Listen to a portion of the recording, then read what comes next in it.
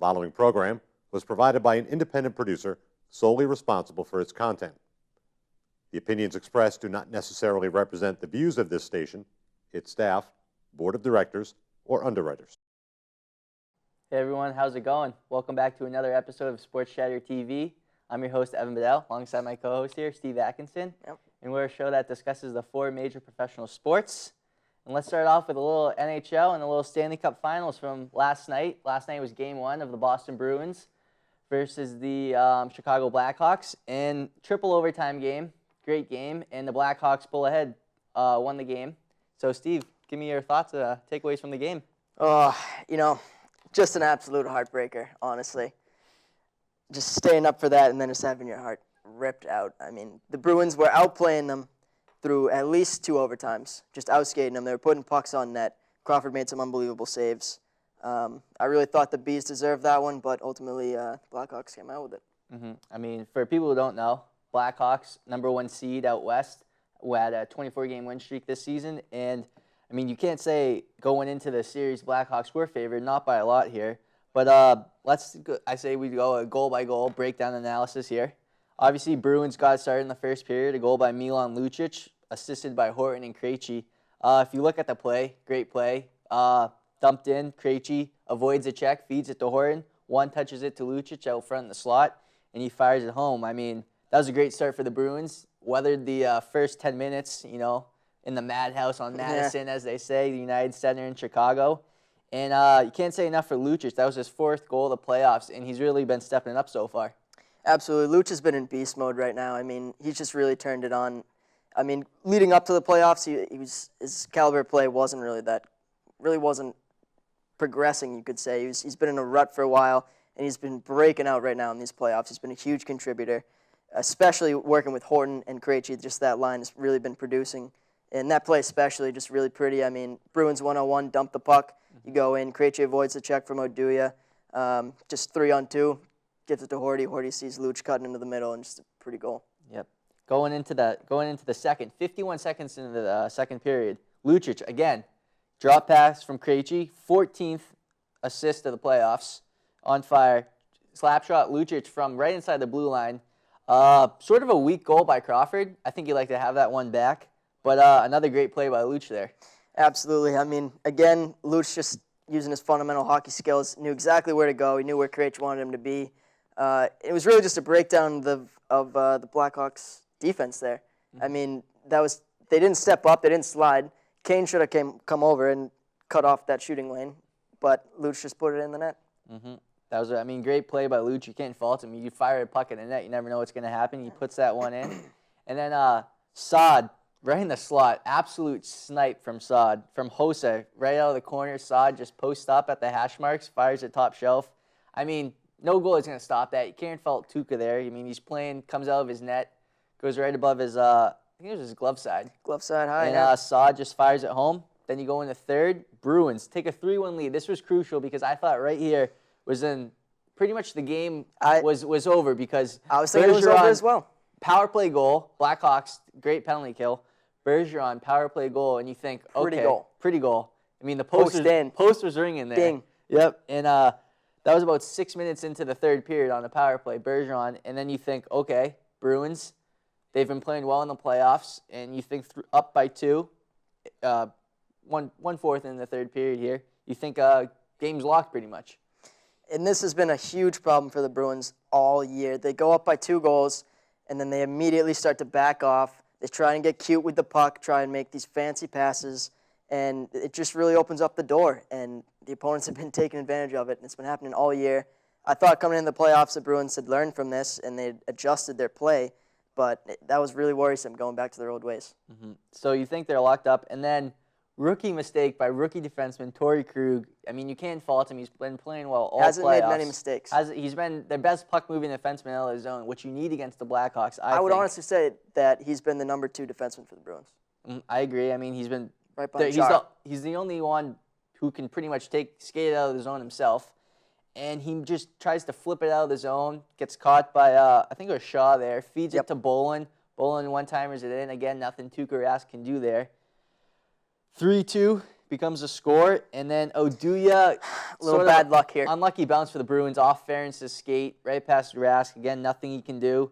And it's tied 3-3, and to me, it reminded me of the regular season all over again. Bruins get a lead, can't hold it, lose it, and, I mean, it goes tied 3-3 going to OT. What were your thoughts going into overtime? How'd you feel? I was a little bit worried. I mean, end of the third period there, the Blackhawks were really outplaying the Bruins. You could tell the Bruins were just jet-lagged or tired or something. You know, I couldn't really figure it out. They couldn't break the puck out. They were having a real hard time in the neutral zone, just constant turnovers.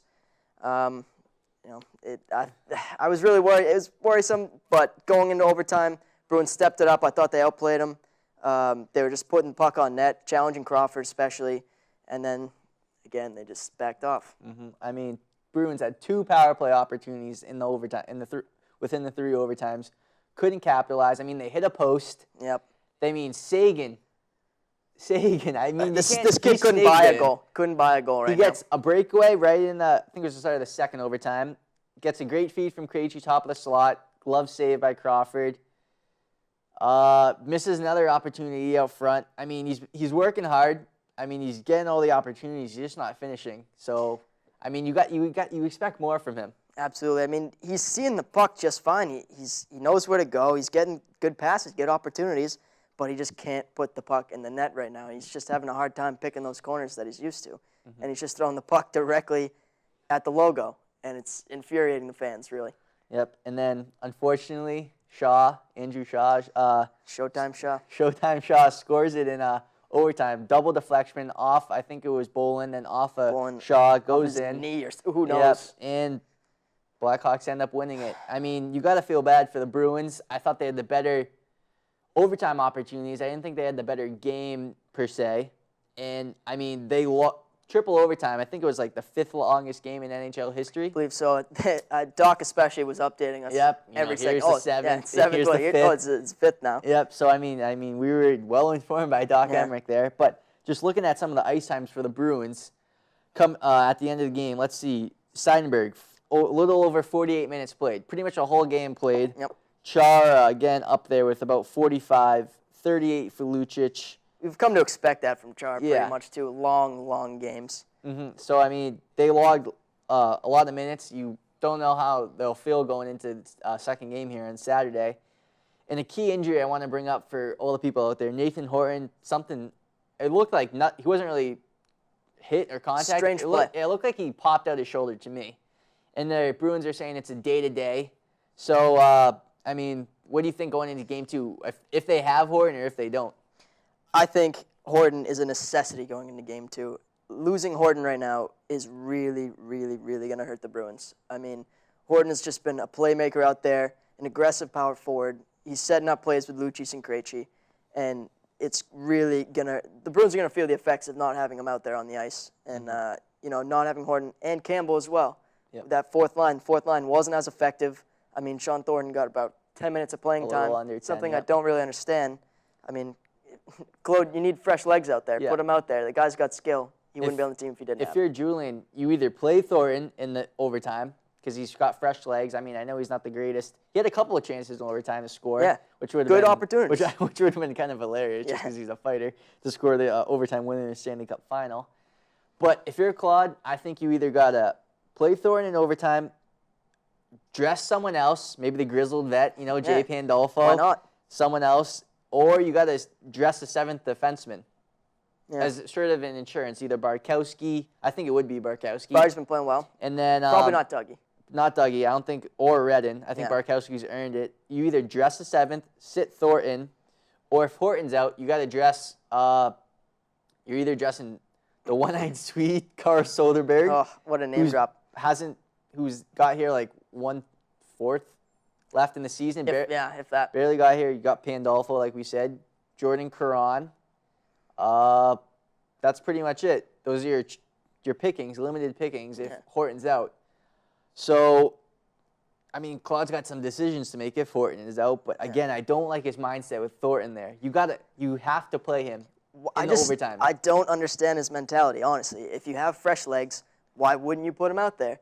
The guy plays great fundamental hockey. He just dumps the puck. He knows his role. Dumps the puck, goes in, forechecks, interrupts the breakout, puts pucks on net. sets up opportunities. I mean, why not give him the shot, Claude? Who knows what's going to happen? I mean, they really need a Horton back right now, though, especially. And you know what? I think right now, this is the Stanley Cup Finals. Horton is going to come play. He'd come play even if he lost a limb right now. Yeah. He wants to be there. Horton's going to play unless it's something severe where he's going to be hurt in the team if he is playing, or it's just the pains. I mean, they're hockey players. They'll play no matter what, pretty much. But something I thought was interesting before the game last night was they were on the TV. They were talking about, who would you say take the two best offensive players from each team? You got, say, Chicago. I think you have to agree it's Patrick Kane, Jonathan Toews. Yep. And then the Bruins, I think you got to go with the two centermen, Bergeron and David Krejci. So they would say, who would you rather have who would you rather start a team with, per se, if you had to pick? Would it either be Kane or Toews or Krejci and Bergeron? For me, I'll answer it. I got to go with Krejci and Bergeron. I say just because Krejci is a better playmaker. I think he's a little bit better defensively. Bergeron, best two-way player out of the four players right there. And, I mean, that's pretty much the reasons I'd pick him. I mean, you can't go wrong with either of the guys. Either guys are going to be great to start up a team. But, I mean, I got to agree with you. I got to be a little bit biased here as well. But Krejci and Bergeron for me, I mean, for all the reasons you just said, Krejci, he's a playmaker. He's great in the face-off circle. He knows how to put the puck in the net. And Bergeron, amazing all-around player, probably easily one of the best players in the NHL right now. I mean, he dominated Crosby in the face-off circle. He's amazing on the penalty kill. He's amazing on the power play. I mean, guys, he's just an asset, really, and he knows how to motivate a team and carry the team on his back. Yep. I mean, Bergeron, the leadership comes into effect. I mean, Jonathan Toews is obviously a great captain as well. I think he's the youngest captain in the NHL. I believe he is. But for me, Toews, he's not as tough as Bergeron is. Okay. Bergeron takes sticks to the face, he comes off, gets stitches, and he's right back out. Toews decides to complain about it to the media, like, oh, I don't like their style of play. It's too hard for me. That's not a good captain. I mean, obviously, like I said, you can't go wrong with either one, but it's definitely a fun topic to discuss there. Absolutely. But so give me your predictions going forward for this series. I think Bruins. I said Bruins in 6 before the series started, but after last night, I'm still going to stick with the 6. But it's definitely going to be a tougher road, just because I didn't think Corey Crawford was that good. I knew he was good. I didn't think he stood in his head last night, I think. And to the United Center where the Blackhawks play is the loudest, craziest arena I've heard so far in the playoffs. I think it's louder than the Garden, to be honest. I don't know. I mean, they have more fans in the arena, a couple thousand more. I'll give you that. They pack it more. But just the fans there are absolutely nuts. And second point, that goal song that they play has got to be one of the most annoying goal song. Every time they score, you're just saying, it's worst. Awful. So what do you think going forward for the series? I absolutely agree with you. Bruins in 6. I think once it comes back to Boston, it's going to be a completely different game. But I got to disagree with you as far as the fans in Chicago. I mean, there was a statistic out there saying that 80% of the fans were brand new to the game of hockey. Okay. I mean, recently, since they'd won the Cup, I think when they went to the Cup initially, only 5% of the Chicago population actually followed the Blackhawks.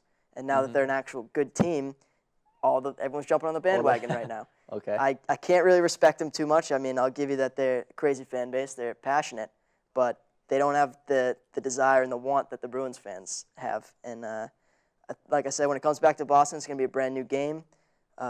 This next game, hopefully Horton's back, and Bruins go back to playing their style of hockey, and they're not playing the Blackhawks style of hockey, the speedy type where they're chasing after them, not forechecking the puck, and I think it's going to be a whole new game. I mean, definitely some fun matchups to watch this series. If you're looking for people out there, I think you got to look for Bickle on Chicago. He's versus Lucic, pretty much similar players. Bickle's a little bit bigger, has more goals. I wouldn't say more offensive touch. I think he's just gotten hot at the right time.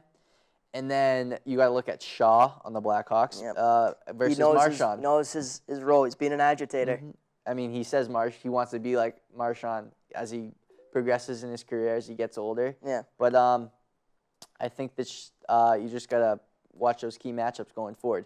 So speaking about Bruins playoffs. Their previous opponent, Dan Bylsma, the head coach of the Pittsburgh Penguins, who the Bruins played last round, got a 2-year extension, which was surprising to me. I didn't think he'd get it. I thought he wouldn't be fired. I mean, he's a great coach. Led him to the Cup in 2009. 09, yep. Led him to a couple of Eastern Conference Finals. But he gets a 2-year extension. What do you think about that? Now, to be honest, I didn't know if he was going to be keeping his job. I really didn't. I mean, getting swept in the 3rd round like that, it's embarrassing. I mean, Pittsburgh franchise does not want that. I really didn't know if his future was going to be there. But I think 2 years is a good extension. Guy clearly knows hockey, knows how to get the Penguins deep, knows how to motivate them. So I think it was a good move, honestly. And I think it came out yesterday. They signed Evgeny Malkin, $9.5 million a year for a 7-year contract. Good move by them. Lock him up. Absolutely. There's talk of him going back to the KHL where he's from. But they lock him up. Probably the second best player in the NHL, you could argue, behind Crosby. So they lock up those two. And somewhat else that's surprising, they said Marc-Andre Fleury, they're keeping him. They're not getting rid of him. They're still confident in him, even though he let him down in the playoffs.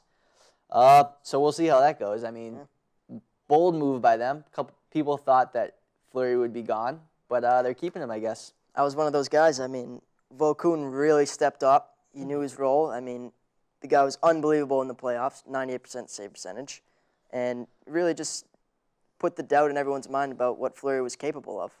And I don't really know if Fleury deserves that role right now. Yeah. I mean, Fleury, I think the only reason they're keeping him, they have so much invested in him, high draft pick. He led them to a cup. I think that factors in as well. But you got to, I mean, bold. I guess we'll see how it unfolds next season. But Penguins' rival, Philadelphia, acquired defenseman Mark Streit from the Islanders, who the Bruins really have been looking at the past couple seasons to get at the deadline. Great puck-moving defenseman. Probably one of the best in the game. Great on the power play. He's older, 35. But they pick him up. I think it was in a trade for a late-round draft pick. And 4th rounder, I believe. In the talks since they got him, buyouts of Ilya Bryzgalov, their goalie, who they got from Phoenix a couple years ago, supposed to be their stud goaltender. Wacky guy, sort of hasn't lived up to the expectations these seasons. And Daniel Briere, smaller, Bruins killer in the playoffs, it always seems like. Talk of buying them out. So what do you think about Bryzgalov and Briere possibly being gone next season? I mean, both of these guys have said themselves that it wouldn't come as a surprise. I mean, this is something that's been boiling up for a while. Their play caliber hasn't really been there. The only difference is that Bryzgalov doesn't really care. I mean, in an interview, he said himself, I don't really care. I have no control over that. Why would I care? And Briere himself said, I love this town. It's a great hockey town. I want to stay here. So that's really got to factor in for you. But, I mean, acquiring Streit was a huge move. I mean, they really needed to replace Pronger, who's out with a concussion right now. They really needed a good offensive defenseman. Smart move for giving up practically nothing to get him. And but you got to figure that those guys won't be there. I think another reason Bryzgalov could possibly be gone, they picked up goaltender Steve Mason from Columbus at the trade deadline. He was a former one Rookie of the Year when he was, I think, back in late 2000s when he was with Columbus, and they signed him. He played well for them in the limited time. So I think that maybe they think going forward, Steve Mason could possibly replace Bryzgalov, but definitely interesting stuff coming out of Philadelphia. Making moves. Definitely one more interesting thing. Former Toronto Maple Leafs general manager Brian Burke came out and said that he wants to see the NHL use a larger ice surface just because the players are getting bigger, faster, and stronger, and it would only help the game, he says. Now, for me, I'll have to see what you say about this. For me, I disagree with this. Okay. I think increasing the size of the rink to dimensions of, say, 90 by 100 feet, I mean, it's really promoting a whole different style of play. Guys like Stamkos, Son Louis, Crosby, these speedy players are going to start dominating the game, and, you know, it's just going to get really spread out, wide passes. I mean, a lot of breakaways, more high-scoring game, but I think it's almost eliminating the hitting factor of the game. Okay. And I would hate to see it become a non-contact sport because it's promoting faster players as opposed to hard-hitting goon-type players. Okay. See, I'd like to see them use a larger ice surface because right now they're using 85 feet wide surface, and they're thinking either 90 or 92 feet wide. While, as if people don't know, international play is 100 feet wide. And if you ever watch, the international hockey, it's a lot more obviously open space, a lot less checking. Like you said, more suited for skilled players. But if they only increase it by not to 100 feet, say it's at 85, they increased it to 90, 95 within that range. I think it'd open up the game more, but you'd still have room for hitting.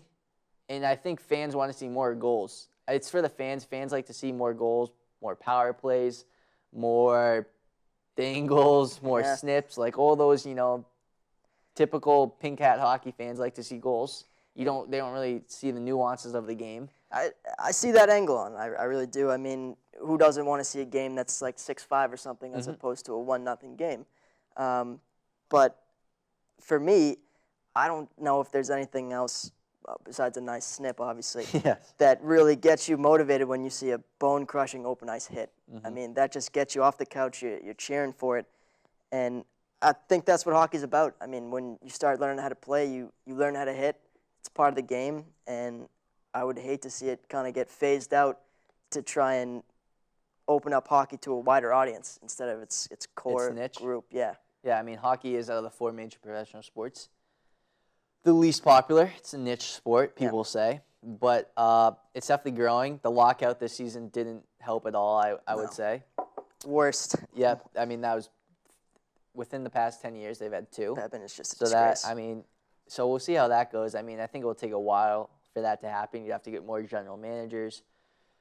Gary Bettman on board, but he already says that he has Brian Burke already says that he has support of the Islanders and Penguin general managers. So I guess we'll see how that. It's an interesting philosophy. Yeah. So I mean, that's definitely something to keep your eye out if you're an NHL fan going forward. Second biggest news, or I guess you could say the first biggest news story of the week, depending on who you are. Outside of the sport. If you're not a hockey fan, Tim Tebow, polarizing figure, third-string quarterback. Let me say third-string quarterback again. Goes to the Patriots and media frenzy. He goes to the Patriots, 2-year non-guaranteed contract, which means he could get cut before minicamp. It's not guaranteed pay. They're not supposedly trying him out at tight end, fullback, running back, as the Jets did. They want him to play quarterback. He's not going to play before Tom Brady, obviously. Not going to play before Ryan Mallett, their backup, who they like. For me, I guess Robert Kraft, the owner for the Patriots, said they signed him for his great attitude and competitiveness. Right. Which, I mean, he's a football player. I'll give him that. He's a great leader, great attitude, great hard worker. He's definitely a football player, but I don't see the point unless you're trying to get unwanted attention on yourself. Now, for me, I think that Tebow is an amazing fit in New England. I really do. I think he's going to adapt to the Patriot way in an instant. I mean, this comes down to 5 different reasons for me. Okay. 1, Belichick knows how to maximize talent. Okay, I'll give you that. I think the kid's going to flourish under Brady. I mean, Brady takes anybody. See, I swing. disagree. Why? Just because he doesn't have the skills. He needs to learn. He doesn't have the quarterback skills. He has the heart. He has the tenacity. He has the attitude. He'll soak up he'll be a sponge to Brady, but he does not have the mechanics to play quarterback. If you've ever seen him throw, he throws from his hip, and it's like a wind up. And Brady, short and sweet, out of his arm, and like that. Tebow, you see it coming from a mile away. That's why he gets it picked off Kid so many just times. Needs to learn. I mean, he was a star in high school, star in college, a Heisman winner, for God's sakes. I mean, the kid's got the talent, and he just needs someone to teach him the correct mechanics of the bigs. Okay. I mean, and if not Belichick, I mean, Tom Brady, obviously. Mallett knows what he's talking about. He's in an ideal situation. McDaniels made moves to pick this kid up, and then obviously he got booted from Denver. But he loves working with the kid, and I mean, it's be interesting to see him flourish, honestly. Do you think this move is for down the road, a couple of years, hopefully from now, when Brady and Belichick leave? Absolutely. McDaniels possibly becomes head coach. That's what I He believe, drafted Tebow when he was at Denver in the 25th overall in the first round. Do you think this is for when McDaniels becomes head coach. He already has his quarterback of the team that he wants right there in Tim Tebow. Absolutely. I mean, the main thing that this breaks down to for me, this whole move, is longevity. I think they picked him up specifically to have him after the Brady years, after the Belichick years, and when McDaniels takes over, really. I mean, the kid's young. There's no question. This is the whole thing about media making him a circus act. There's no question who the starting quarterback is going to be in New England. It's going to be Tom Brady. So he has that pressure off his back immediately, and he has time to actually learn how to play the game from one of the best quarterbacks who's ever lived. And, I mean, it'll be interesting to see him in a few years. I mean, I'm interested to see how this plays out. I think, like I said, unnecessary media attention, but... Well, yes. I mean, Bill handled it correctly, though, yes, in the he press did. conference the other day. But like he does. I still think that this is a great move. I mean, backup quarterbacks have really flourished in Foxborough. They really have. Yeah, I mean, but... Look at Brady himself. Okay. Look at Castle. Okay. My counterpoint to that is you just brought up Matt Castle. Okay, he did well when Brady was hurt. Yeah, he had to in take the over Patriots for system. Brady. Okay, in the Patriots system, look where he happened when he went to Kansas City. Okay. Done. He's out of there. Look at the players surrounding him. Okay, I'll give you that. Brian Hoyer last year, everyone was like, oh, he's wanted by so many teams. He gets cut by the Patriots before the season starts. Yeah. Okay, Kevin O'Connor out of San Diego State, second or third round draft pick, cut. I mean, the backups haven't been doing well. Okay. I wouldn't be surprised if Mallett's gone in a couple of years just because they just let go of quarterbacks like that. So, but I think I'll give you this. I think Tebow will stick around. I think it is for McDaniels. And yeah, I think it was Bill. He had a really favor to fill for McDaniels. Okay. Yep. And I don't know. I mean, the Patriots love projects. They do. I mean, look at Edelman. They switched him from a quarterback to a wide receiver. I mean, they always think they can change people with the Patriots way, and I think it'll be great for Tebow. Yep. While Tebow sits on the bench, so does this this player right here, Terrell Owens. People don't know who Terrell Owens is. Obviously, Hall of Famer, I would say. Definitely one of the more polarizing NFL wide receivers in the past 10, 15 years. He's not in the NFL as of right now, and he came out and said the other day that he thinks that he could still play in the NFL, and he'd like to play for either the Kansas City Chiefs because he's familiar with head coach Andy Reid or the Minnesota Vikings. So I still think he can play in the NFL. I don't know how much he could contribute. I think you could bring him on a tryout basis,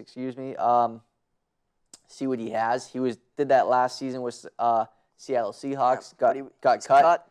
So I still think he has a little bit left in the tank. I'd like to see him play for the Chiefs just for Andy Reid going back to their Philadelphia days. Right. But I don't think it will happen. Honestly, I think he's got to start looking at retirement. I mean, he's still got the speed. Does he still have the hands? Does he still have the jump? I don't think so. I mean, Seattle got rid of him for a reason. He's an older guy. There's all these new guys. I mean, they just had the draft. Everyone's pretty much set with who they have. I mean, he's got to start looking at other options. Yep. I think he would be great in the broadcast booth, That's a good or point. as an analyst like a I thought of Keyshawn that. Johnson. I'm surprised I think he hasn't gone there yet just because he still wants to play football, obviously. Yep. But I hope he gets signed by Kansas City, like I said, but I don't think it's going to happen. Moving forward on to another NFL running back, Chris Johnson, whose nickname is CJ2K for the 2,000 yards. He says that he wants to gain 2,000 yards this season. People said, wow, that's selfish. You should do it just because you should be playing for the team, right. Super Bowl, all that good stuff. And he says he's not selfish for doing that. But he says 2,000 yards is his goal. Now, here's the problem I have with this. Adrian Peterson comes out and he says, I want 2,500 yards. And everyone praises him for his courage and his desire to get that. But then when CJ comes out and he says this, he gets ripped apart. But, I mean, regardless of that whole thing, you're still not being a very good teammate when you say something like that. I mean, he came out himself and said that he wasn't happy about the new acquisition, Sean Green, that they got. He said pretty much that he didn't think he had the skills or the jukes. And but he did say he was willing to get less touchdowns for more yards. I mean, what a nice guy, leaving the scraps for a new player trying to flourish in the NFL. Yeah, I mean, teammate. I mean, that's it's selfish. your goal as a running back, correct me if I'm wrong, is to get touchdowns. Yeah.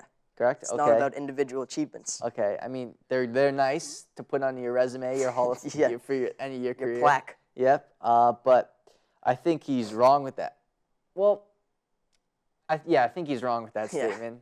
But I don't think he's even going to come close to 2,000. I'd say this season, if I had to guess, they're a middle-of-pack team, 1,200 yards. I'd say 1,200, 1,300 yards. I think he'll get over 1,000 yards. I mean, he's got the skills. The linemen there open up the holes for him. Mm-hmm. He's got the speed too. But I think that 2K.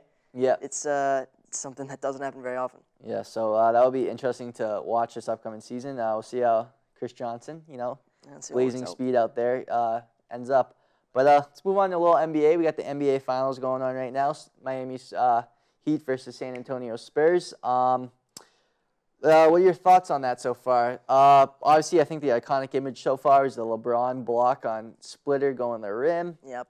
I mean, LeBron, the big three's been big zero, non-existent. Wade and Bosch, again, haven't been playing well. LeBron's been, all right, nowhere near where he should be.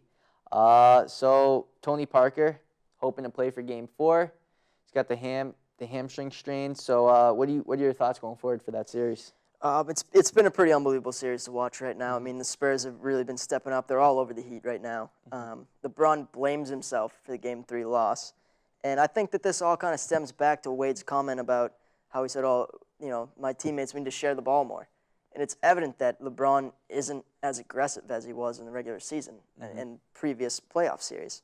I mean, he's just not taking the ball to the rim, and it's noticeable. Yeah, I mean, LeBron, if he wants to add to his legacy, if he loses this one, they're going to go back to saying LeBron's a choke artist. LeBron, even though he won last year, it was a shortened season, albeit they still won.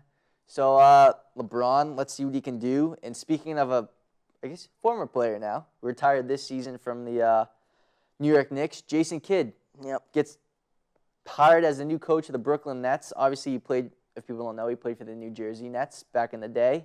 Hall of Famer, I think, All-Star. I think it's surprising that he literally just retired a couple months ago, and he gets hired, which, I mean, I don't know how the players are going to react to a recently retired player becoming their head coach and sort of not bossing him, guiding them. Essentially bossing them around.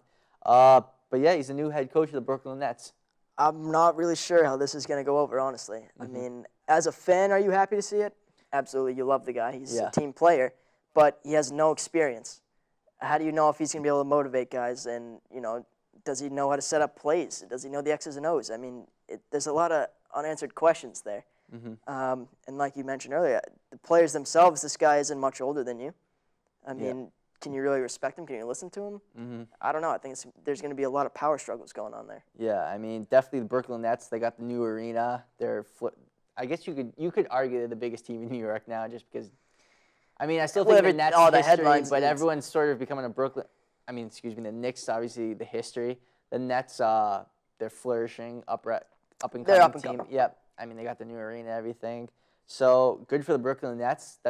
I would say it's a smart hire. You got to definitely surround them with more experienced grizzled vets, per se, as assistant coaches, and we'll see how that goes.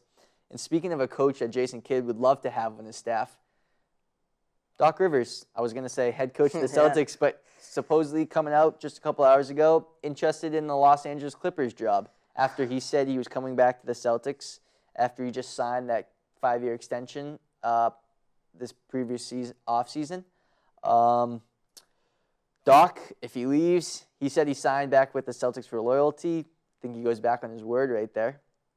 But if I was him, I would definitely take that Clippers job just because younger talent, more talent, sunny, warm, which is the reason why people go to LA to play. But I think it would definitely tarnish his image around here in the New England area as a Celtics coach. Absolutely. I mean, I bet he would get thrown into the same bag as Ray Allen, really. Okay. I mean, but I agree with you. I think if I was him, I might head out there. I mean, like you said, you got a younger team. You got guys you can mold, kind of reminiscent of the earlier Celtics. But the big problem for the Celtics is that if Doc leaves, then that means no KG, means no Pierce, and then you start looking at possibly trading Rondo to fill up space. I mean, there's a lot of unanswered questions there. Yeah. And, Doc said himself he hasn't made anything official yet, but he said it could be time for a change. Now, me personally, I think that this is to get leverage on Danny Ainge. Okay. He wants to keep the vets around. He wants to keep the grizzled vets around. Have another go at it, really. I mean, definitely something to look forward to. Well, not look forward to if you're a Celtics fan. You hope you hope it's made. It gets settled. Yeah, the decision's made quickly, and you hope he returns as the Celtics head coach. I think he's the best coach in the league. You could argue, people might say, top 3. Phil Jackson, if he was coaching, people would make an argument. Well, of all time, not, but yes, currently.